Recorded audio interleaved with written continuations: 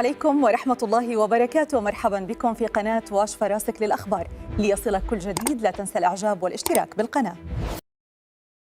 شهدت بلدية وادي تليلات بولاية وهران الجزائرية حادثاً خطيراً بعدما اندلع حريق داخل عدادات كهربائية بإحدى العمارات السكنية، قبل أن تمتد النيران من الطابق السفلي نحو الطوابق العليا، ويتبعها انفجار للغاز داخل شقة بالطابق الثاني، ما خلف حالة من الهلع في صفوف السكان.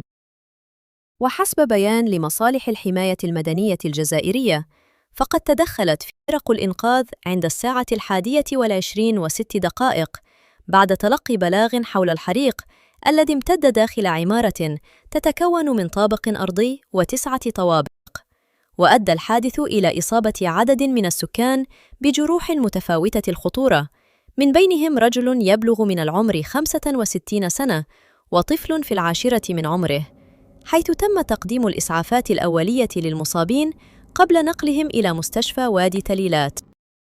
ولم تقتصر الإصابات على السكان فقط، إذ تعرض 6 أعوان من الحماية المدنية لإصابات طفيفة أثناء عمليات التدخل والسيطرة على النيران، كما أصيب شرطيان بجروح خفيفة خلال مشاركتهما في تأمين محيط الحادث، ليرتفع العدد الإجمالي للمصابين إلى 23 شخصاً. وتمكنت فرق الحماية المدنية من السيطرة على الحريق ومنع امتداده إلى باقي الشقق بالتنسيق مع المصالح الأمنية، فيما فتحت الجهات المختصة تحقيقاً للكشف عن الأسباب الدقيقة وراء اندلاع النيران والانفجار.